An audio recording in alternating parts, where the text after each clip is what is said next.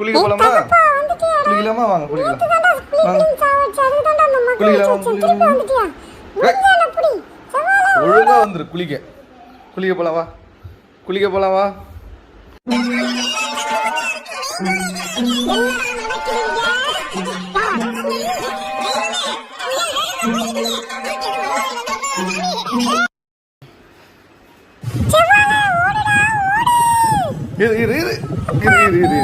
குளிக்கலாம் சரியா? அப்ப குளிக்கலாம்.